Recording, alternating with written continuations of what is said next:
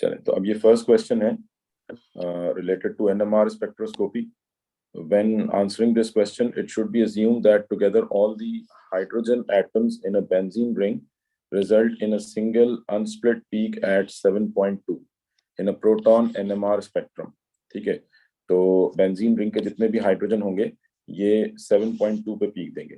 The structure of 5 isomeric ketones P, Q, R, S and T are given. ठीक है, तो ये 5 ketones हैं, आइसोमेरिक कीटोन्स हैं, इनके स्ट्रक्चर्स गिवन है.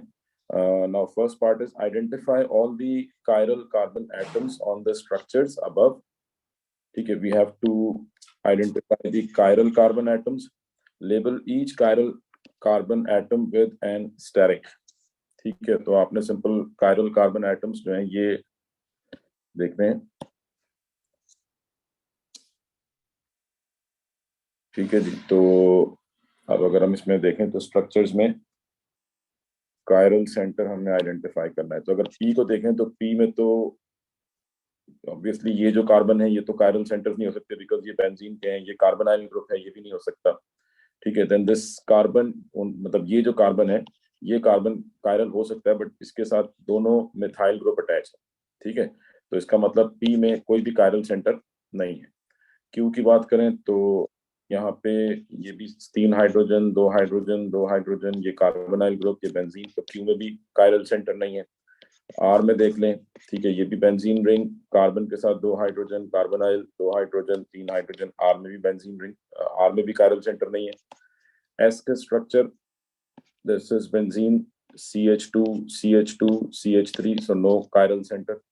And in T, this is benzene, then this carbon is attached to a hydrogen, C6H5, a CH3 and a COCH3. तो ये जो कार्बन होगा, this particular carbon, this is chiral center. ठीक है, so T में आपके पास chiral center मौजूद है.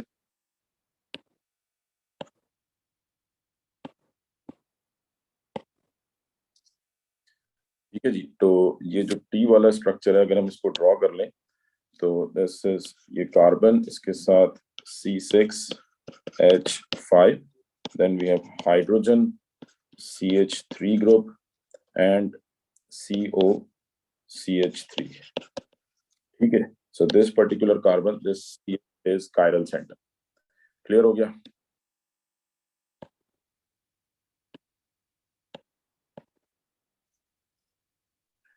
अच्छा जी, नेक्स्ट पार्ट पे आते हैं. The proton NMR spectrum of one of the 5 isomers P, Q, R, S और T is shown in figure 8.1. ठीक है, तो this is one of the isomeric ketone, it could be either P, Q, R, S और T. So identify which of the compounds P, Q, R, S or T gives this spectrum. Draw the displayed formula of the compound you have identified.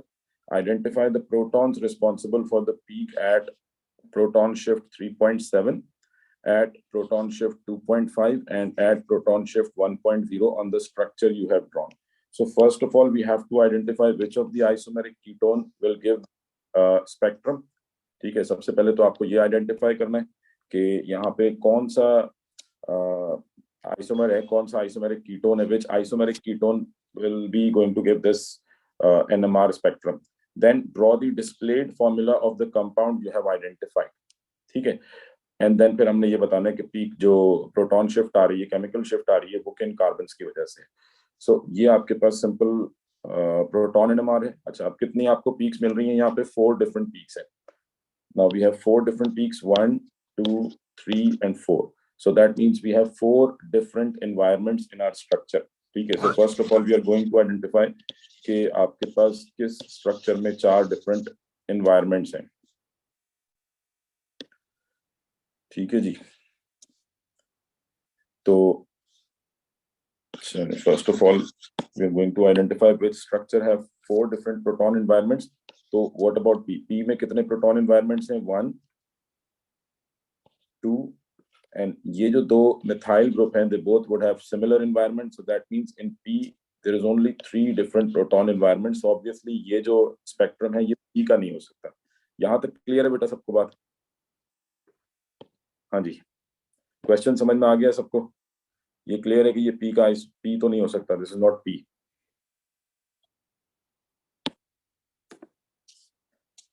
ठीक है, next अगर हम देखें तो Q के case में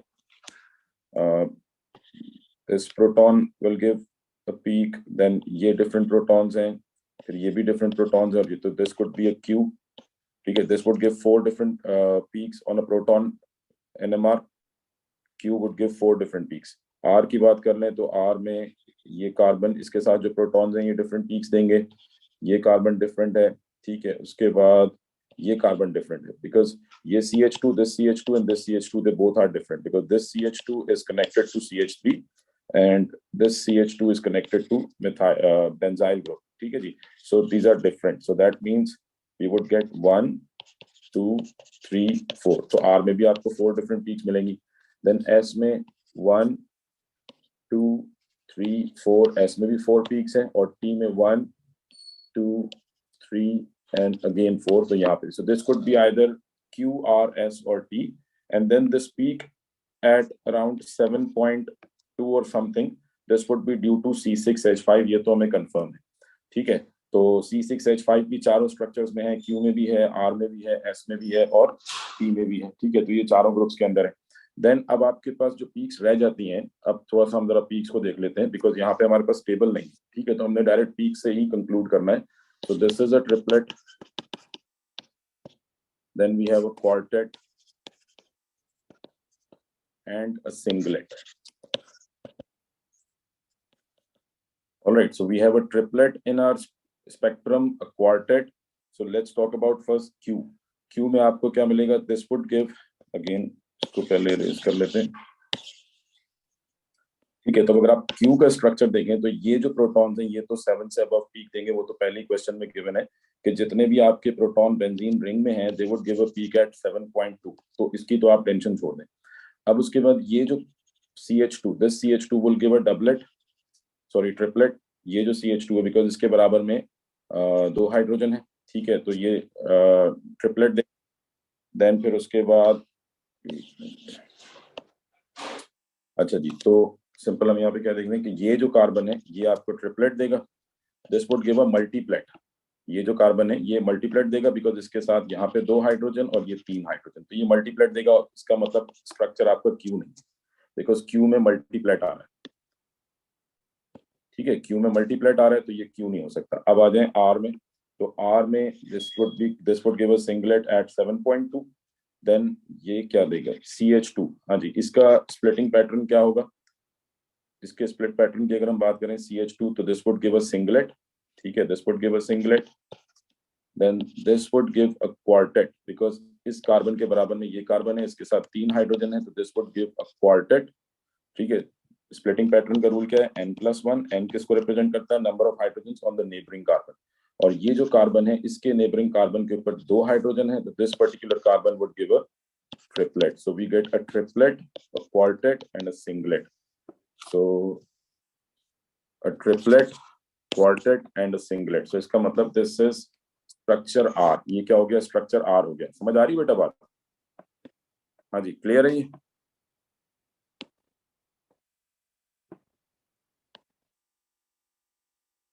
ठीक है, आपने स्प्लिटिंग पैटर्न से जो है आइडेंटिफाई करना था, तो यहाँ पे ये क्लियर हो गया कि ये स्ट्रक्चर आर है. ये समझ में आया? किसी सबको क्लियर है?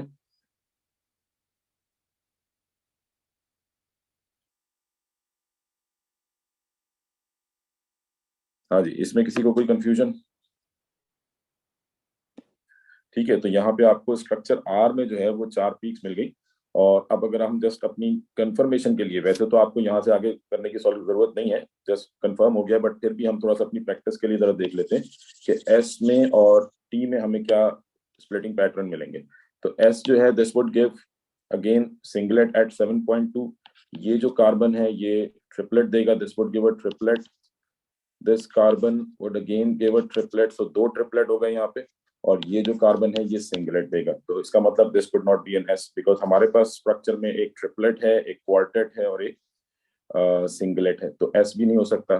देन टी में देखें तो ये सिंगलेट मिलेगा 7.2 पे. This carbon is attach to CH3, so that means के ये क्वार्टेट देगा, ठीक है. And then this carbon would give a doublet and this carbon would give a singlet, ठीक है. तो अगेन यहाँ पे हमारे पास डबलेट जो है वो स्पेक्ट्रम में नहीं है, तो अब ये कंफर्म हो गया कि जो स्पेक्ट्रम आपको दिया गया है this is due to compound R. ठीक है, तो अब आ जाते हैं नेक्स्ट पार्ट पे क्वेश्चन के। नेक्स्ट पार्ट क्या था, draw the displayed formula of the compound. तो कंपाउंड का डिस्प्लेड फॉर्मूला आपने ड्रॉ करना है। तो स्ट्रक्चर आर क्या है, this is pentane 3 one, sorry pentane 3 only, benzene ring C6H5 CH2CO, हम इसको इस तरह से ड्रॉ कर लेते हैं, C6H5 CH2 CO CH2 CH2 CO CH2 CH3। ठीक है, so this is structure R।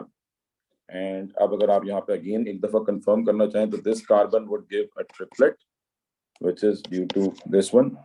This carbon would give a quartet because इसके बराबर में जो कार्बन है इस पे 3 हाइड्रोजन है तो ये क्वार्टेट देगा, और ये जो कार्बन है इसके बराबर वाले कार्बन पे कोई हाइड्रोजन नहीं है तो this would give a singlet.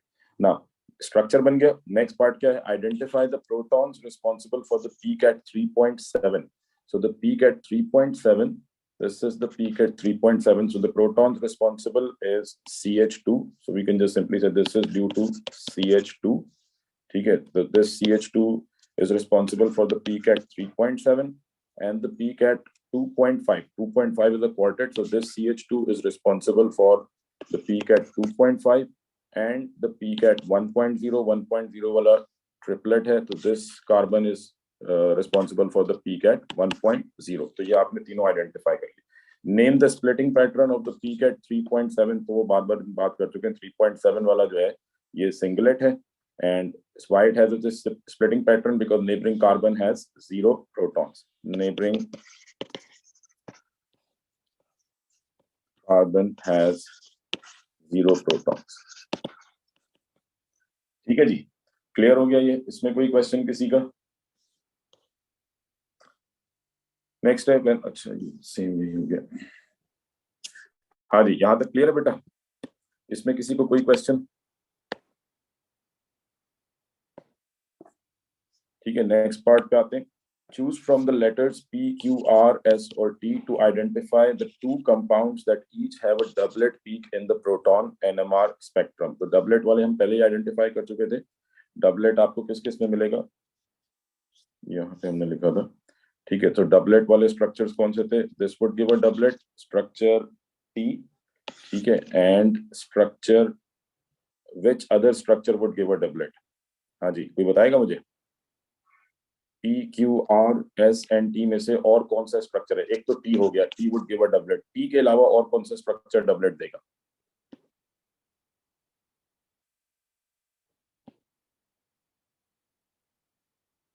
हाँ जी, T के अलावा P, यस, P में अगर हम देखें तो ये जो CH3 है, दिस CH3, ये जो 2 CH3 है, इनके साथ ये कार्बन है, इसके पास एक प्रोटॉन है, तो दैट मींस कि ये जो 2 CH3 हैं, these particular CH3, ये जो 2 CH3 हैं, they would give a doublet। ठीक है, सो डबलेट आपको कहाँ पे मिलेगा?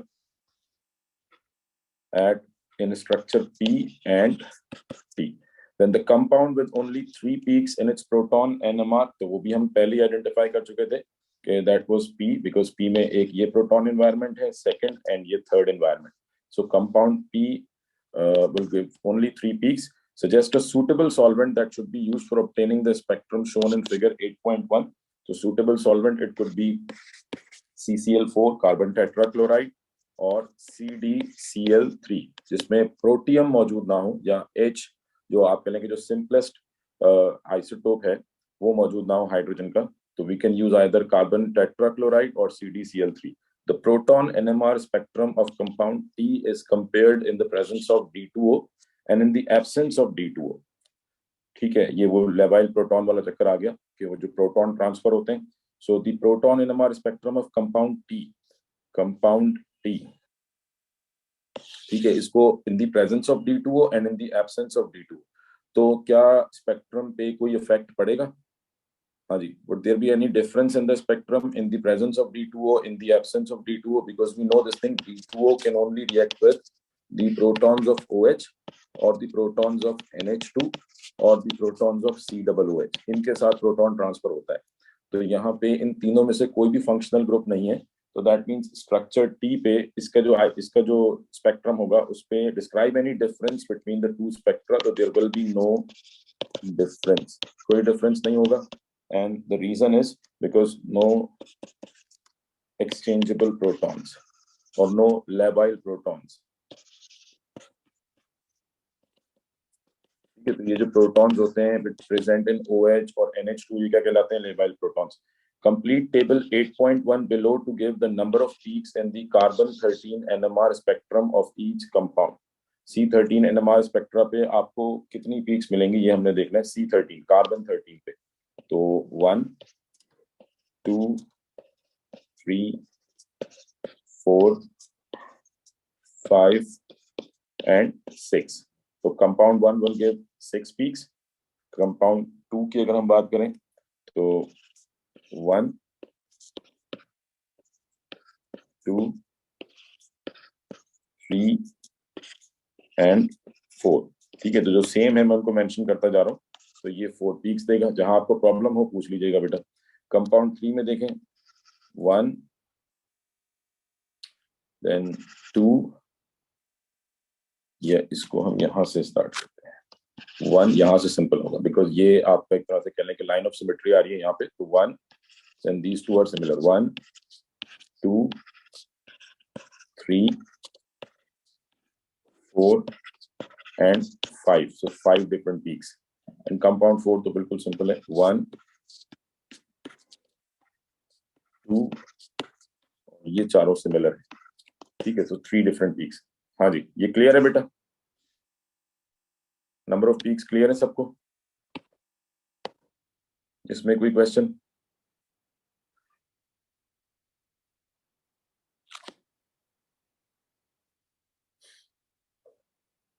ठीक है जी, चलिए नेक्स्ट स्ट्रक्चर में आते हैं। Next question, tyrosine and lysine shown in figure 9.1 are naturally occurring amino acids found in proteins. The isoelectric point of lysine is 9.47। ठीक है, lysine की बात हो रही है। So the isoelectric point of lysine is 9.47। isoelectric point, the point at which it exists in zwitterine formation। Draw the structure of lysine at the stated pH in the boxes below। ठीक है, तो आपको 3 pH given है और हमने इन 3 different pH पे lysine का structure बनाना है। तो लाइसिन एट pH 9.47 सबसे पहले zwitterine फॉर्मेशन में ड्रॉ करते हैं। ठीक है, तो at pH 9.47 simple within the structure proton transfer होगा। तो आप सिंपल कह सकते हैं कि this proton will be transferred to nitrogen, या आप इसको यहाँ भी ट्रांसफर कर सकते हैं। मतलब जस्ट सिंपल हमने एक पॉजिटिव एक नेगेटिव आइन शो करना है। तो लेट सपोज हम यहाँ पे स्ट्रक्चर बना लेते हैं। This would be NH2, then 1 2 3 4 5 6 4 negative, and let's say this would be NH3 plus। या आप इसको भी NH3 plus कर सकते हैं। उसको NH, इस वाले नाइट्रोजन को NH2 करके इसको NH3 plus किया जा सकता है। तो दोनों स्ट्रक्चर्स एक्सेप्टेबल होंगे। So this would be the lysine at pH 9.47। Now the lysine at pH 7, that means ये इसके लिए acidic medium हो गया। तो acidic medium में there would be H plus ions present। So basically यहाँ पे स्ट्रक्चर क्या हो जाएगा कि this NH2 will gain a proton and this COO negative will also gain a proton। So structure simple क्या हो जाएगा? We get NH3 plus और बाकी स्ट्रक्चर सेम रहेगा। simple NH3 plus and C double bond O OH। So we get a +2 ion at pH 7। Then at pH 12, pH 12 मतलब in basic medium there will be OH ions। तो OH ions होंगे तो H ions loss होंगे, तो ये भी H ion loss कर देगा और ये भी H ion लॉस कर देगा। तो we get NH2 और बाकी स्ट्रक्चर में जस्ट रैंडम स्ट्रक्चर ड्रॉ कर रहा हूँ। This would be NH2 and C double bond O negative. ठीक है, प्रोटॉन लॉस हो जाएंगे। So this would be the pH। तो ये एट pH 12 it would exist in -1 form and zwitterine ये न्यूट्रल होगा और एट pH 7 ये +2 की फॉर्म में होगा। हाँ जी, तीनों स्ट्रक्चर्स क्लियर है बेटा? हाँ जी, इसमें किसी को कोई प्रॉब्लम?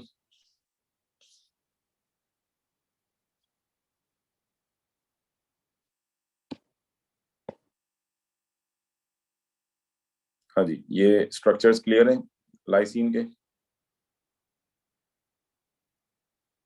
ठीक है, आपको जस्ट सिंपल वही ध्यान में रखना है कि जब न्यूट्रल ज्विटराइन फॉर्मेशन, जहाँ पे आइसोइलेक्ट्रिक पॉइंट होगा तो वहां ज्विटराइन फॉर्मेशन में होगा, एसिडिक मीडियम में पॉजिटिव आयन की फॉर्म में एग्जिस्ट करेगा, और नेगेटिव बेसिक मीडियम में पॉजिटिव आयन नेगेटिव आयन की फॉर्म में एग्जिस्ट करेगा। ठीक है, तो basic medium it would be in negative ion formation, in acidic medium it would be in positive ion formation.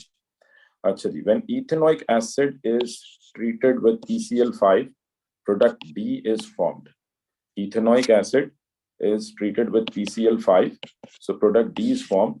When D is added to tyrosine, when D is added to tyrosine, two different isomeric products E and F are formed.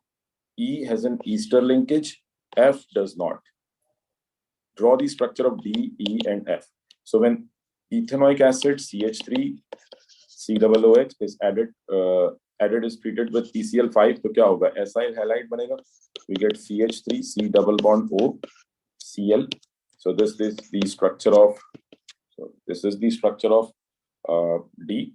And then E का structure क्या होगा? E में अच्छा अब क्या करेंगे? When D is added to tyrosine, what is tyrosine? So when D is added to, D क्या है? CH3 C double bond O Cl. So when D is added to tyrosine, two different isomeric products E and F are formed. E has an ester linkage, F does not. तो अब अगर यहाँ पे देखें आप, तो ये जो D है, this can react with हाँ जी, यहाँ पे अब क्या रिएक्शन हो सकता है? ठीक है, एक तो this can react with alcohol. ठीक है, अल्कोहल के साथ रिएक्शन हो सकता है. फिनाइल ईस्टर यहाँ पे करेक्ट, यानी यहाँ पे सिंपल आपके पास क्या बन जाएगा? वी गेट एसाइल हैलाइड, और एक तो यहाँ पे स्ट्रक्चर ये बन सकता है, वी गेट CH3CO. E का स्ट्रक्चर क्या हो जाएगा? CH3 C double bond O, because यहाँ पे आपके पास ये Cl लॉस्ट होगा और यहाँ से ये H लॉस्ट होगा, तो ईस्टर लिंकेज बन जाएगा. ठीक है, तो CH3 C double bond O and then फिर आगे टायरोसिन का स्ट्रक्चर आ जाएगा. ठीक है, तो then we would have the structure of tyrosine, जो भी आगे स्ट्रक्चर चल रहा है. ठीक है, सेम एज इट इज ये पार्ट आपने ड्रॉ कर दिया. ठीक है, तो ये तो हो गया E का स्ट्रक्चर जिसमें ईस्टर लिंकेज था, तो ये हमने ईस्टर लिंकेज ड्रॉ कर दिया. F does not have the Easter linkage, so that means F में एसाइल हैलाइड किसके साथ रिएक्ट करेगा? जी बेटा, F कैसे बनेगा? किसके साथ रिएक्ट कराएंगे इसको? टायरोसिन में कौन सा फंक्शनल ग्रुप है जो एसाइल हैलाइड के साथ रिएक्ट करेगा? NH2. जी बिल्कुल ठीक है, NH2 जो है ये रिएक्ट करेगा. ठीक है, तो NH2 जब ये रिएक्ट करेगा, सो बेसिकली यहाँ पे क्या बन जाएगा? CH3, यहाँ से Cl लॉस होगा. ठीक है, this would loss this Cl और यहाँ से H जाएगा, तो स्ट्रक्चर क्या बन जाएगा? जस्ट यहाँ पे हम यहाँ से अगर एक H लॉस करेंगे, so we get as it is structure draw कर देते हैं.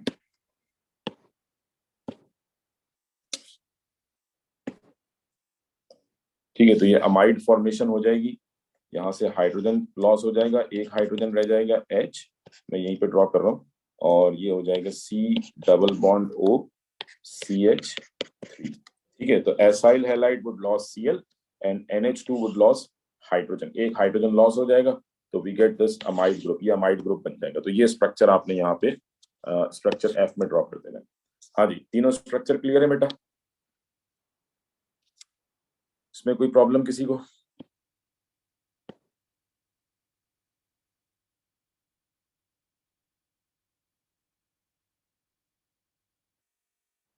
ठीक है जी, ये स्ट्रक्चर्स क्लियर हो गए. तो वो इंडिकेशन थी कि एक तरफ ईस्टर लिंकेज बन रहा था और एक में ईस्टर लिंकेज नहीं था, तो क्लियर हो गई कि एक पार्ट में, यानी जो ईस्टर वाला पार्ट है उसमें acyl halide will react with phenol, और जो सेकंड पार्ट है उसमें it will react with NH2. चलिए नेक्स्ट पार्ट पे आते हैं. Complete table 9.1 by drawing the structure of the organic products form when tyrosine reacts with each named reagent. Ignore the directing effect of this group substituent. ठीक है, तो just simple आपने reaction show करने. When tyrosine react with an excess of bromine, तो when tyrosine reacts with an excess of bromine, तो rub कर दें. So when tyrosine reacts with an excess of bromine, तो ब्रोमीन किसके साथ react करेगा? रिंग के साथ। OH, ये कार्बन नंबर 1, कार्बन नंबर 2, 3, 4, 5, 6, तो यहाँ पे अब 4 तो ऑलरेडी सब्स्टिट्यूटेड है, तो दैट मीन्स OH क्योंकि 2,4 डायरेक्टर है, तो यहाँ पे सेकंड और 6 पोजीशन पे Br अटैच हो जाएगा। So we get a Br on carbon number 2 and a Br on carbon number 6. तो जब आप ब्रोमीन ऐड करेंगे तो 2 और 6 पे Br ऐड हो जाएगा, ठीक है। Then next क्या है? An excess of sodium hydroxide.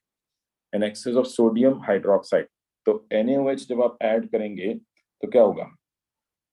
NaOH जो है ये किसके साथ रिएक्ट करेगा? Sodium hydroxide. It can react with phenol. Phenols के रिएक्शन में पड़ा है, फिनोल स्लाइटली एसिडिक होता है, तो this can react with sodium hydroxide. तो सिंपल ये जो H है ये लॉस हो जाएगा, we get this negative ion, और Na प्लस यहाँ पे अटैच हो जाएगा, plus carboxylic acid can also react with sodium hydroxide, तो ये H भी लॉस हो जाएगा, Na प्लस, ठीक है। तो this would be the structure with sodium hydroxide, ठीक है। ये सोडियम हाइड्रोक्साइड के साथ स्ट्रक्चर आ जाएगा, both phenol and carboxylic acid will react with sodium hydroxide. Then an excess of nitric acid, ठीक है, नाइट्रिक एसिड के साथ जब रिएक्ट करेंगे तो अगेन क्या होगा? कार्बन नंबर 2 पे ये नाइट्रो ग्रुप आ जाएगा, NO2, और कार्बन नंबर 6 पे भी ये नाइट्रेशन हो जाएगी रिंग की, तो NO2 ग्रुप आ जाएगा, ठीक है। तो ये तो जस्ट सिंपल स्ट्रक्चर्स हैं, आई थिंक ये तो आपको क्लियर हो गया होगा। एन एक्सेस ऑफ ब्रोमीन, यहाँ पे बेंजीन के साथ रिएक्शन होगा, benzene substitution on 2 and 6 positions. An excess of NaOH reacts with phenol and carboxylic acid. आपने स्ट्रक्चर ड्रॉ करने, मैं जस्ट सिंपल याद रखने के लिए लिख रहा हूँ। An excess of nitric acid, again substitution at 2 and 4, ठीक है जी। Next part, what is meant by the term RF value, तो वो तो सिंपल मालूम है आपको, distance travel by the substance, ठीक है, on a chromatography paper. Suggest an explanation for the difference in RF values, ठीक है। तो ये कह रहे हैं कि लाइसिन की RF वैल्यू है 0.14, टायरोसिन की RF वैल्यू है 0.45, तो ये डिफरेंस क्यों होता है? बिकॉज मतलब आप कह लें कि टायरोसिन की RF वैल्यू ज्यादा है, तो that means tyrosine is more soluble in mobile phase and lysine is more soluble in stationary phase. So we can just simply say that tyrosine, जिसकी RF वैल्यू ज्यादा होगी मतलब वो ज्यादा डिस्टेंस ट्रेवल कर रहा है, तो tyrosine is more soluble in mobile phase. हाँ जी, चलिए नेक्स्ट क्वेश्चन पे आते हैं। Gas liquid chromatography involves, it involves a stationary phase and a mobile. Name or describe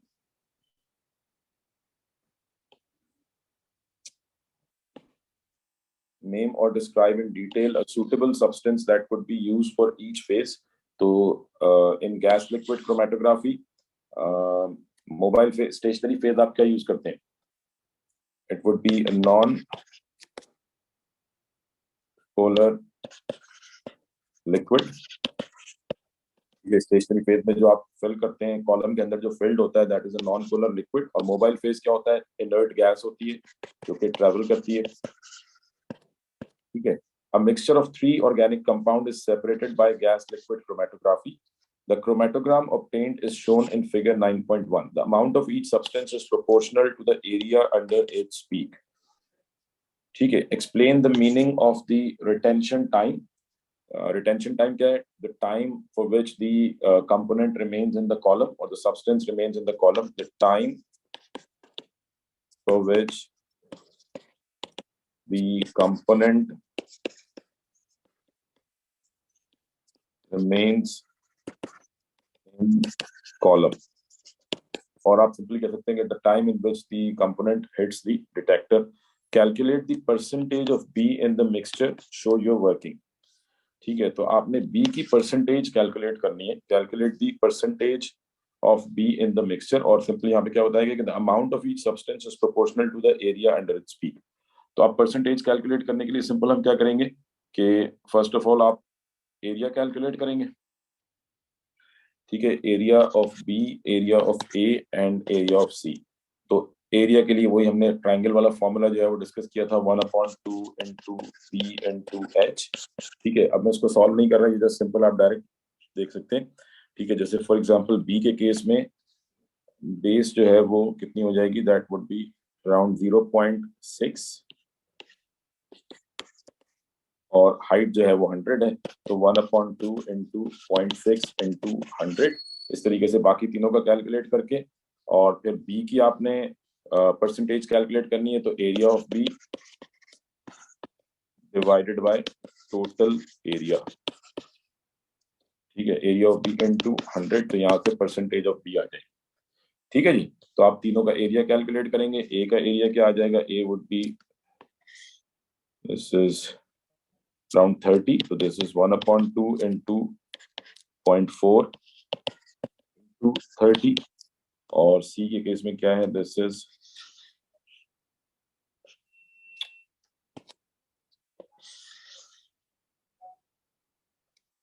around 25, तो 1/2 into 0.4, बिकॉज ये 0.4 है, into 25, तो ये जो भी एरियाज आएंगे इन तीनों को ऐड करके टोटल एरिया आ जाएगा, टोटल एरिया डिनोमिनेटर में आ जाएगा, एरिया ऑफ बी आ जाएगा, परसेंटेज ऑफ बी कैलकुलेट हो जाएगी। ठीक है, तो आई थिंक ये तो सिंपल सवाल है। अच्छा जी, complete table 9.1 to give the number of peaks in the C13 NMR spectrum of each of the 5 isomers of C5H10O2। C13 NMR, C13 NMR क्या देगा आपको, डिफरेंट कार्बन इन्वायरमेंट्स। तो आपने सिंपल क्या काउंट करने कि how many different carbon environments are present in these structures. तो चलिए काउंट कर लेते हैं। फर्स्ट ऑफ ऑल पहले स्ट्रक्चर में आप देखें तो ये 1 2 3 4 5, all 5 carbons are different, so number of peaks would be 5. Then structure 2, 1 2 3, now this CH2 is different, ठीक है, because ये आपके पास ईस्टर है, C double bond O O, तो ये जो CH2 है और ये जो CH2 है दोनों डिफरेंट है, because this CH2 is connected to oxygen and this CH2 is connected to carbon, so ये डिफरेंट पीक देगा 4 और ये 5, तो यहाँ भी 5 पीक्स आएंगी। Then structure 3, 1 2 3 4 5, 5 peaks. Structure 5, 1 2 3, and now these three CH2 they are connected, CH3 they are connected to the same CH, मतलब CH और इसके साथ दोनों CH3 हैं, तो ये दोनों का इन्वायरमेंट सेम है, तो मतलब टोटल कितनी पीक्स हो गई, 4 पीक्स। और लास्ट में आ जाए तो 1 2 3, और अगेन इन दोनों का एनवायरनमेंट सेम है तो 4 पीक्स, तो 5 5 5 4 4। जी ये क्लियर है बेटा, इसमें कोई क्वेश्चन किसी का?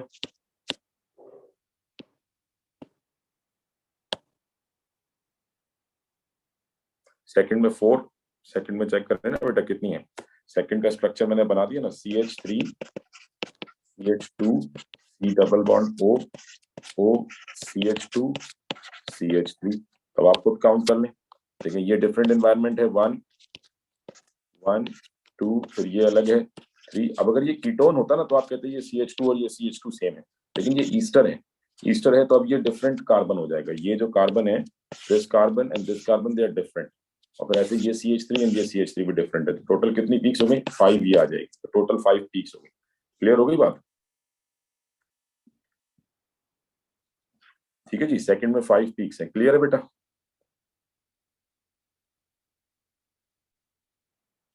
ठीक है जी, अब आ जाए नेक्स्ट क्वेश्चन पे। State the number of peaks that would be seen in the proton NMR spectrum of methyl butanoate. Number of peaks that would be seen in the proton NMR. अब ये प्रोटॉन एनएमआर की बात हो रही है कि proton NMR में ये कितनी पीक्स देगा। Name all the splitting pattern seen in this spectrum. तो CH3 CH2 CH2 C double bond O O CH3, so proton NMR पे कितनी पीक्स आएंगी, डिफरेंट हाइड्रोजन एनवायरनमेंट, तो 1 2 3 and 4, so number of peaks कितनी आ जाएंगी, there would be 4 peaks, 4 different peaks आएंगी। ठीक है जी, तो 4 different peaks on a proton environment, on a proton NMR. Now name all the splitting patterns, splitting pattern बताना है आपने। तो ये जो कार्बन है this is connected to an oxygen, मतलब इसके बराबर में कोई हाइड्रोजन नहीं है, this would give a singlet. Then ये जो कार्बन है इसके बराबर में 2 हाइड्रोजन है, तो दिस वुड गिव 2 + 1 ट्रिपलेट। ये कार्बन इसके बराबर में अगर हम राइट साइड पे देखें तो 2 हाइड्रोजन और लेफ्ट साइड पे देखें तो 3। तो ये 3 + 2 5, तो ये 5 + 1 6, तो यानी ये क्या हो जाएगा मल्टीप्लेट। और इस कार्बन के लेफ्ट राइट साइड पे जो कार्बन है उस पे 2 हाइड्रोजन है, so 2 + 1 triplet. So that means we get 2 triplets, 1 multiplet and 1 singlet. So 2 triplets, 1 multiplet and 1 singlet. हाँ जी, क्लियर है ये? इसमें कोई कंफ्यूजन किसी को?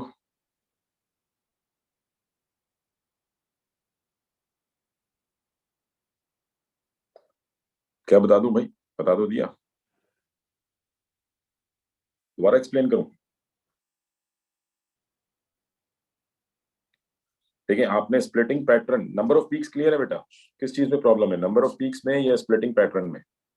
प्रॉब्लम कहां पर है?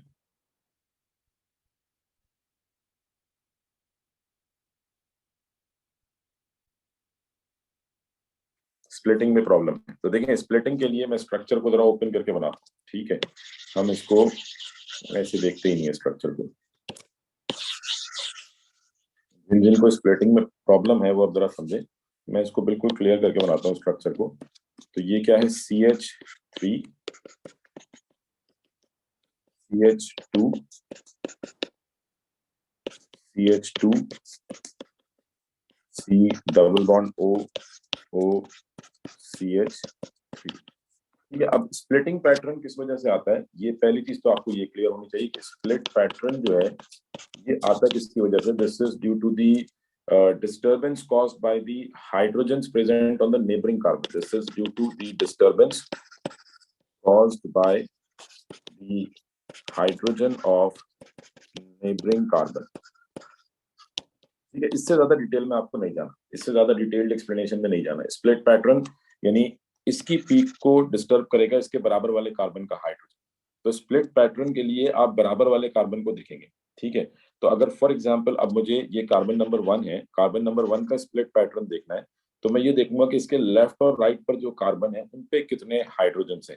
तो मतलब ये तो आप कह लें कि टर्मिनल कार्बन है, तो अब इसके लेफ्ट पे देखना पड़ेगा, इसके लेफ्ट पे सिर्फ ऑक्सीजन है, कोई कार्बन नहीं है। तो इसका मतलब इसके इर्द गिर्द कोई हाइड्रोजन नहीं है या कोई ऐसा कार्बन नहीं है जिसके प्रोटॉन इसकी पीक को डिस्टर्ब करें। तो अब स्प्लिट पैटर्न के लिए हम फॉर्मूला क्या यूज करते हैं, n+1, where n is the number of protons on the neighbouring carbon. तो इसके नेबरिंग कार्बन पे, इसके नेबरिंग मतलब आप कह लेंगे इसके बराबर में तो कोई कार्बन ही नहीं है, तो प्रोटॉन 0, तो 0+1 स्प्लिट पैटर्न क्या होगा, 1। तो ये जो कार्बन है ये 1 का स्प्लिट पैटर्न देगा जो कि कहलाएगा सिंगलेट। हाँ भाई यमान, यहां तक क्लियर है बात?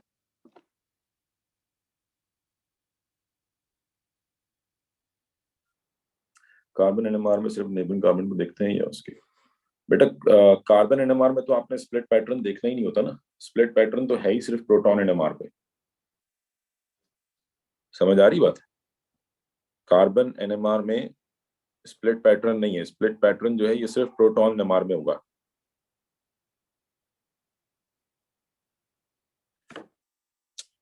ठीक है, और उसके बाद अब आप देखें ये जो कार्बन है, इस कार्बन के साथ जो इसका जो नेबरिंग कार्बन है, ठीक है, इस पे कितने प्रोटॉन्स हैं, 1 2।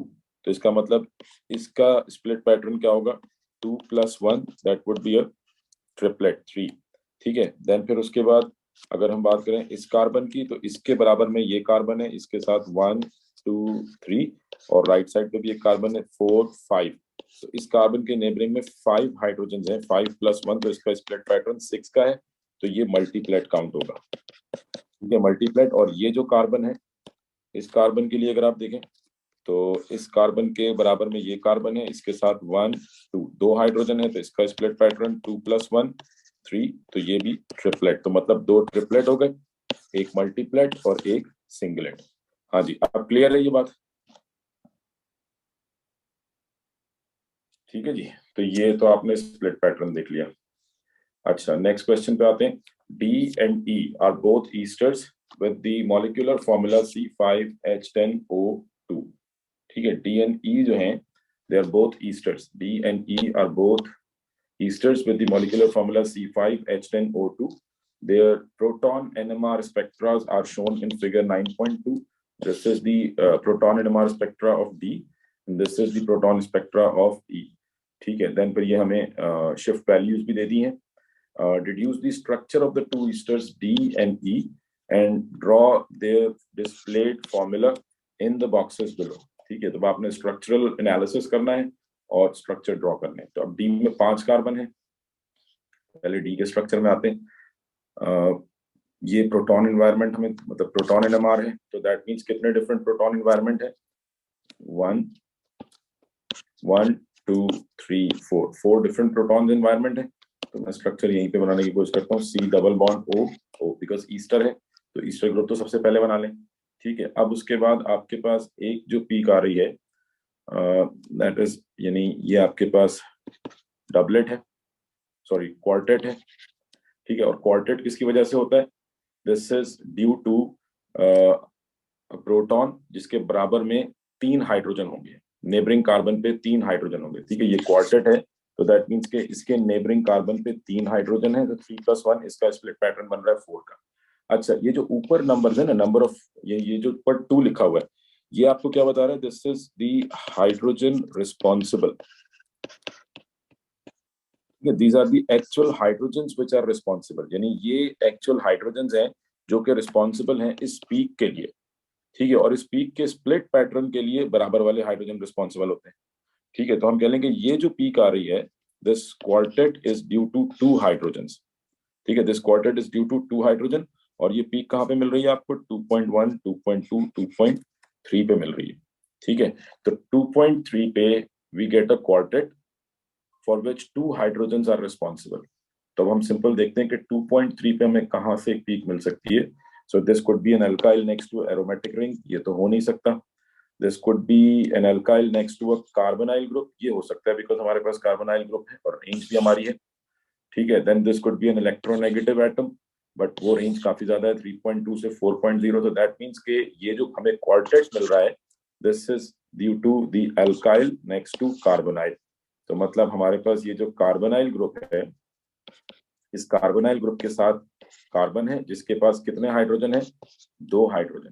ठीक है, तो दिस इज CH2. बात समझ में आ रही है? और इसका स्प्लिट पैटर्न क्या है? 4 का स्प्लिट पैटर्न है. यानी इस कार्बन के बराबर में सही से बना. ठीक है, दिस इज CH2 और इसका स्प्लिट पैटर्न क्या है? 4 का स्प्लिट पैटर्न. दैट मींस इसके बराबर में CH3 है, अदरवाइज इसका स्प्लिट पैटर्न 4 का आ ही नहीं सकता. तो अब अगर आप इसका स्प्लिट पैटर्न देखेंगे, इस कार्बन के नेबरिंग कार्बन पे कितने हाइड्रोजन है? 3. तो 3+1 इसका स्प्लिट पैटर्न क्या बन गया? 4. और and this is attached to a carbonyl group due to which it will give a peak at 2.2 to 3 and 2 hydrogens are responsible. तो सारी इंफॉर्मेशन करेक्ट हो गई. यहाँ पे समझ आ रही है बात? ये आगे मजीद जाने से पहले ये चीज अगर सबको क्लियर हो गई तो बता दें, बिकॉज अगर ये क्लियर है तो आगे का स्ट्रक्चर भी क्लियर हो जाए. हाँ जी, ये बात समझ में आई है सबको?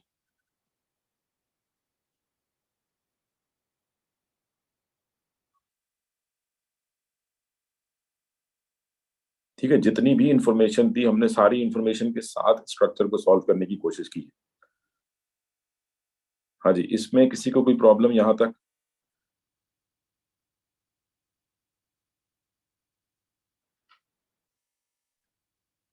ठीक है, तो अब देखें आपने आधा स्ट्रक्चर तो सॉल्व कर लिया है डी का कि this is a CH3 CH2 C double bond O O.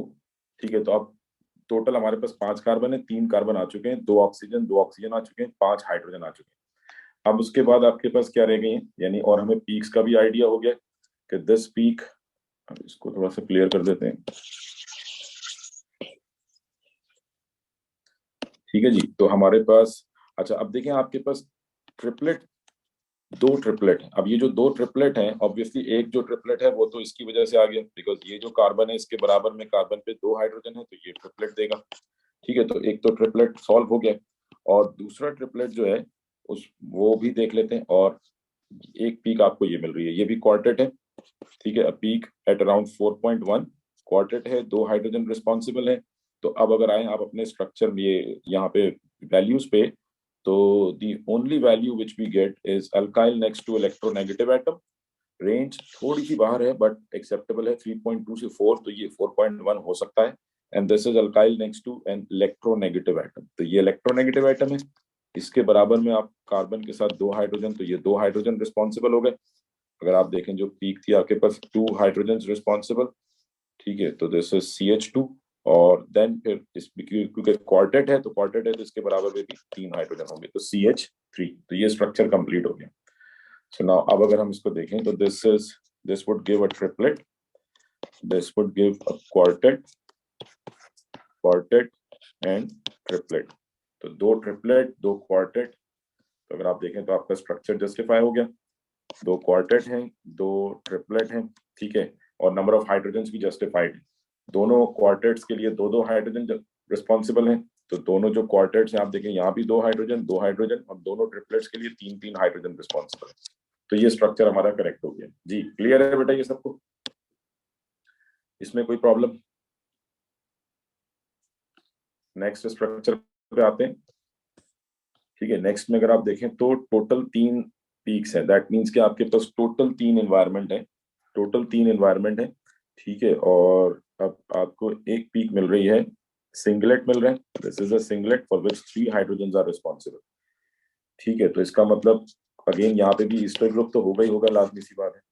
और सिंगलेट है तो मतलब इसके बराबर वाले कार्बन पे कोई हाइड्रोजन नहीं है, और ये around at we are getting this at around 3.567, 3.7, तो 3.7 पे this could be obviously due to alkyl next to electronegative atom, 3.2 to 4.0, so that means ये जो कार्बन है this is directly connected to oxygen, so ये आपका CH3 हो जाएगा because 3 hydrogen responsible, तो CH3 हो गया।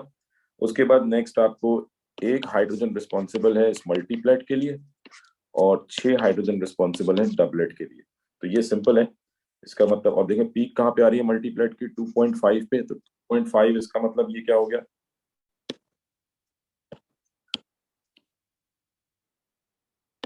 2.5 ये कहाँ पे आएगा, this is alkyl next to electronegative atom, तो दैट मींस चलो मैं यही पे बनाता हूँ स्ट्रक्चर, तो C डबल बॉन्ड O,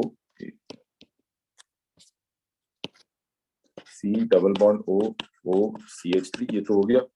अब उसके बाद जो मल्टीप्लेट है उसके लिए 1 हाइड्रोजन रिस्पॉन्सिबल है, तो CH, और इस CH के साथ 2 CH3,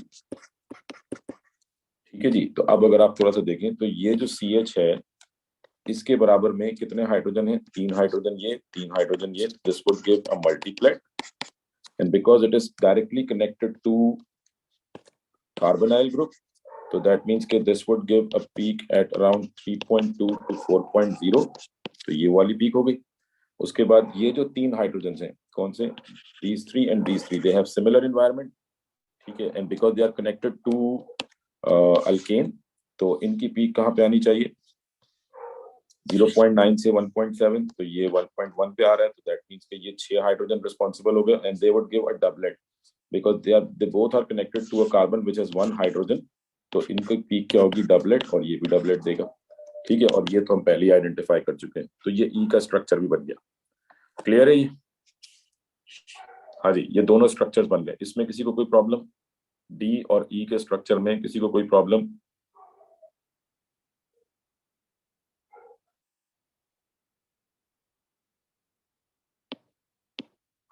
जी बेटा।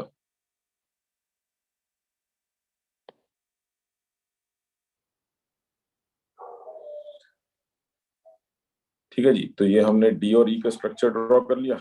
और अब नेक्स्ट है the spectrum of D includes a quartet at 4.1, identify the proton responsible for this quartet on your structure in 1 by labeling these protons with the letter F। तो हम पहले ही इतना सॉल्व कर चुके हैं, मेरे ख्याल में अब इसमें कोई प्रॉब्लम नहीं। Explain why this peak is split into a quartet, ठीक है। तो प्रोटॉन रिस्पॉन्सिबल फॉर दिस, जो डी में आपको 4.1 पे मिल रही है, तो दिस इज ड्यू टू, वो हम पहले ही देख चुके हैं, 2 प्रोटॉन्स रिस्पॉन्सिबल है जो कि डायरेक्टली ऑक्सीजन से कनेक्टेड है, so these are the 2 protons, ये आपको 4.1 पे पीक देंगे, ठीक है। तो identify the proton responsible, CH2 को बता दिया आपने, and why it is a quartet, quartet क्यों है, बिकॉज इसके बराबर में जो कार्बन है उस पर 3 हाइड्रोजन है, तो 3 + 1 4 हो जाएगा।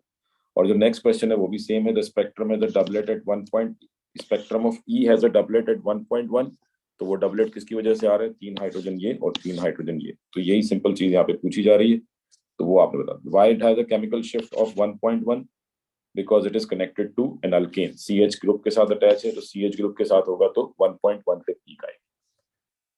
ठीक है जी, हाँ जी, यहाँ तक क्लियर है। इसमें किसी को कोई question? State the use of TMS and D2O in NMR spectroscopy, ये क्लियर है होगा मेरे ख्याल में, इसमें तो किसी को प्रॉब्लम नहीं होगी। TMS का टेट्रामिथाइल साइलेन का यूज क्या होता है जी? टेट्रामिथाइल साइलेन और D2O का यूज क्या है? D2O is solvent and TMS is for reference. ठीक है जी, तो D2O जो है ये तो आप सॉल्वेंट के तौर पे यूज करते हैं, या बाद हम इसको लेबाइल प्रोटॉन को आइडेंटिफाई करने के लिए भी यूज करते हैं for the identification of any OH और NH2 और COOH ग्रुप। ठीक है, और TMS जो है ये रेफरेंस सैंपल के तौर पे यूज होता है। ठीक है, the 3 isomeric ketones with molecular formula C5H10OR complete table 7.1 to show the number of peaks observed in the proton NMR spectrum and in the C13 NMR spectrum of each compound listed. So pentane 2-on, pentane 2-on on a proton NMR, pentane 2-on क्या होगा? 1 2 3 4 5 pentane 2-on, that means कि second carbon पे ketonic group आ जाएगा। तो number of peaks observed in a proton NMR 1 2 3 4, proton NMR पे 4 peaks and in a carbon 13 NMR 1 2 3 4 5 peaks। 5 different carbon environment, 4 different hydrogen environment।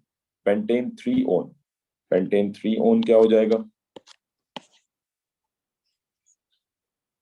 pentane 3-on 1 2 3 4 5, तो third carbon पे ketonic group. Now proton environment, अच्छा अब आप देखें तो 1 और 1 ये दोनों सेम होंगे। 2, तो यहाँ पे टोटल प्रोटॉन एनवायरनमेंट कितने हैं? 2 प्रोटॉन एनवायरनमेंट। और कार्बन एनवायरनमेंट कितने होंगे? 1, ये दोनों सेम कार्बन, 2 ये दो सेम कार्बन और ये डिफरेंट कार्बन, सो प्रोटो कार्बन 13 एनवायरनमेंट 3। और लास्ट है 3 मिथाइल ब्यूटेनोन, 3 मिथाइल ब्यूटेनोन।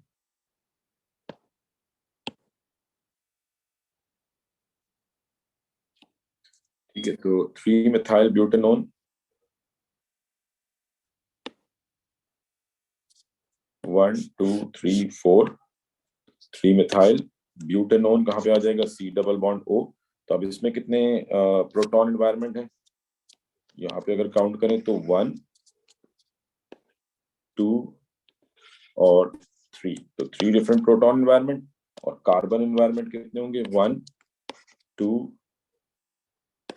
3 और ये दो सेम है, तो 4 कार्बन एनवायरनमेंट कितने हैं? 4। ठीक है जी, ये क्लियर है बेटा? हाँ जी, इसमें किसी को कोई प्रॉब्लम?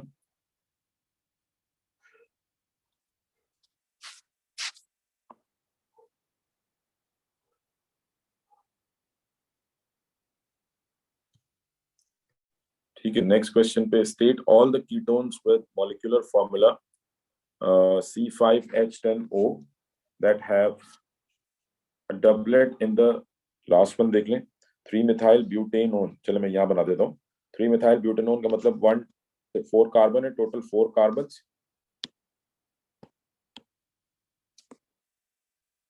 1 2 3 4। 3 मिथाइल मतलब 1, लेट सपोज आपने ये थर्ड कार्बन ब्यूटेनोन है, तो मतलब लेट सपोज यहाँ पे ये कीटोन आ गया, बिकॉज ब्यूटेनोन में ये दो, इन दोनों में से किसी भी कार्बन के ऊपर जो नॉन टर्मिनल कार्बन है, ये कार्बन और ये कार्बन, इनमें से आप किसी के साथ भी कीटोनिक ग्रुप लगा सकते हैं। तो अब ये कार्बन नंबर 1 2 और ये कार्बन नंबर 3, तो इसके साथ क्या आ जाएगा? Methyl group. तो इसके साथ हमने मिथाइल ग्रुप लगा दिया CH3, this is CH3 CH3। तो अब अगर मैं पहले प्रोटॉन एनवायरनमेंट काउंट करूं, तो यहाँ पे प्रोटॉन एनवायरनमेंट कितने बन रहे हैं? ये डिफरेंट प्रोटॉन्स हैं, तो 1, फिर ये डिफरेंट है बिकॉज इसके बराबर में CH ग्रुप है और इसके बराबर में C, तो ये डिफरेंट, दोनों CH3 डिफरेंट है। तो सेकंड प्रोटॉन एनवायरनमेंट, फिर उसके बाद ये जो CH3 है ये CH3 के साथ मैच कर रहा है, तो ये भी सेकंड प्रोटॉन एनवायरनमेंट, और ये CH डिफरेंट है, तो ये थर्ड प्रोटॉन एनवायरनमेंट। ठीक है, तो प्रोटॉन एनवायरनमेंट कितने हैं? 3। फिर ऐसे ही अगर आपको कार्बन एनवायरनमेंट देखने हैं, तो कार्बन एनवायरनमेंट के लिए ये कार्बन डिफरेंट है 1, दिस इज डिफरेंट 2, ठीक है। देन फिर उसके बाद ये जो कार्बन है ये डिफरेंट 3, और ये दोनों कार्बन सेम होंगे तो 4। ठीक है, तो कार्बन एनवायरनमेंट कितने, 4। 3 प्रोटॉन एनवायरनमेंट है, 4 कार्बन एनवायरनमेंट है। ऐसे ही आप बाकी दोनों को भी सॉल्व कर सकते हैं। क्लियर होगी बात? हाँ जी, अब इसमें कोई कंफ्यूजन, क्लियर है ये? ठीक है, चलें आगे नेक्स्ट क्वेश्चन के ऊपर। State all the ketones with molecular formula C5H10O that have a doublet in their proton NMR spectrum। ठीक है, doublet in their proton NMR spectrum. तो डबलेट, लेट सपोज अगर हम पेंटेन 2 ओन की बात करें तो पेंटेन 2 ओन में doublet in their proton NMR spectrum. ठीक है, तो 1 2 3 4 5 पेंटेन 2 ओन। सो अब अगर मैं यहाँ पे स्प्लिट पैटर्न देखूं तो this would have a singlet, this would have 3 + 2, तो ये मल्टीप्लेट, सॉरी यहाँ तो प्रोटॉन है ही नहीं। ठीक है, ये क्या देगा, ये इसके बराबर में CH2 है, this would give a triplet, this would give a multiplet and this would give triplet. तो 3 मिथाइल पेंटेन 2 ओन में जो है इसमें आपको डबलेट नहीं मिलेगा। ठीक है, हमें डबलेट बताना है ना। और इसी तरीके से अगर पेंटेन 3 ओन की बात करें तो पेंटेन 3 ओन में ये स्ट्रक्चर यहाँ बना हुआ है, दिस वुड गिव ट्रिपलेट। ठीक है, ये क्वार्टेट और ये भी same triplet and this one quartet. ठीक है, तो अब लास्ट में आ गया 3 मिथाइल ब्यूटेनोन। तो 3 मिथाइल ब्यूटेनोन में अगर हम काउंट करें तो ये क्या देगा, ये सिंगलेट, और ये जो दो कार्बन है CH3 CH3 इनके बराबर में CH है, तो ये दोनों कार्बन डबलेट देंगे। सो दैट मींस के it is 3 methyl butanone. 3 methyl butanone जो है ये आपको डबलेट देगा। Singlet in their proton NMR environment, तो सिंगलेट पेंटेन 2 ओन में है, और इसके अलावा सिंगलेट आपको 3 मिथाइल ब्यूटेनोन में मिलेगा। So this is in pentane 2 own, pentane 2 own and 3 methyl butanone.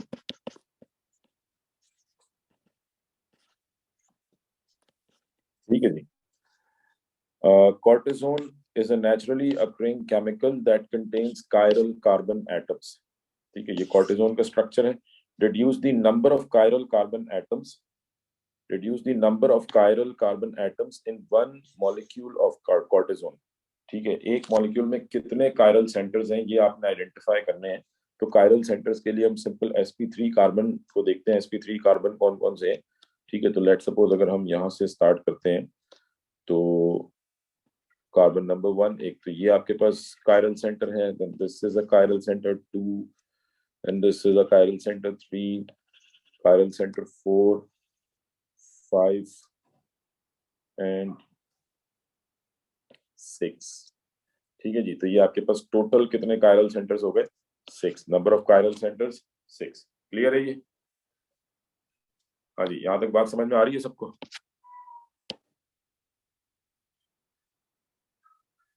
Multiplet इसमें बेटा आप जनरली पूछ रही हैं या किसी स्ट्रक्चर की बात कर रही हैं जो पहले हमने ड्रॉ की? हाँ जी,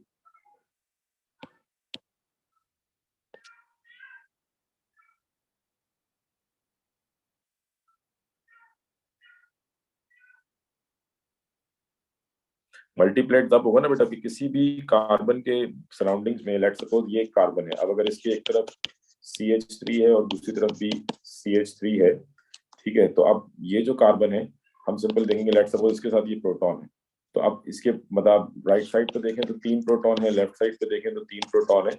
तो जब भी आपके पास मतलब 3 से ज्यादा हो जाए, क्योंकि हमने कौन कौन सा स्प्लिट पैटर्न पढ़ा है, सिंगलेट, जब 0 प्रोटॉन्स होंगे नेबरिंग पे तो 0+1, 0+1 is singlet, 1+1 is doublet, 2+1 is triplet.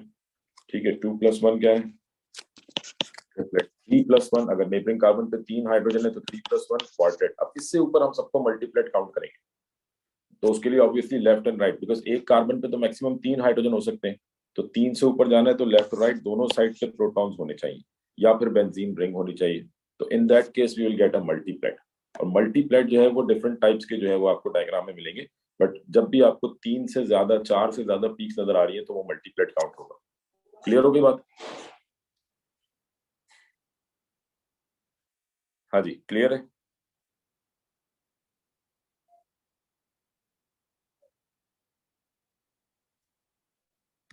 ठीक है जी, तो अब आ जाए नेक्स्ट। आपने कायरल सेंटर्स देख लिए। Cortisone is reacted with an excess of sodium tetrahydridoborate. State the molecular formula of the organic compound form. ठीक है, तो मॉलिक्यूलर फॉर्मूला NaBH4 के साथ। हाँ जी, तो अब यहाँ पे क्या होगा, सिंपल।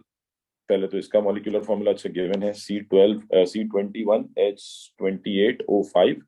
तो अब सिंपल क्या होगा, जब आप इसकी रिडक्शन करेंगे, NaBH4 क्या है, ये रिड्यूसिंग एजेंट है।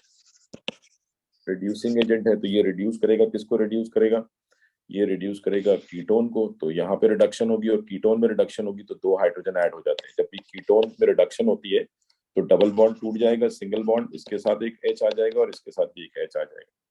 तो दो हाइड्रोजन यहाँ ऐड हो गए। ठीक है जी, उसके बाद तो ये 28 से 30 30 हो जाएगा। देन फिर उसके बाद दो हाइड्रोजन यहाँ ऐड हो जाएंगे। तो ये दो हाइड्रोजन इधर ऐड हुए, दो हाइड्रोजन इधर, और ये भी एक कीटोन है तो दो हाइड्रोजन इधर ऐड हो जाएंगे। तो टोटल कितने ऐड हो रहे हैं, 6 hydrogen. So that means structure would be, molecular formula would be C21। Because जब आप कीटोन की रिडक्शन करेंगे तो सेकेंडरी अल्कोहल बनेगा ना, तो both carbon and oxygen will gain 1 hydrogen each, so it becomes H34O5। तो ये मॉलिक्यूलर फॉर्मूला बन जाएगा। हाँ जी, क्लियर।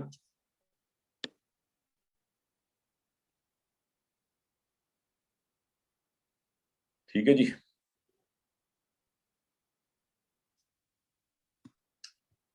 नेक्स्ट देखें, cortisone is an optically active molecule. What is meant by optically? That is able to rotate the plane of polarization of polarized light in opposite directions। ठीक है, तो active solutions क्या होते हैं।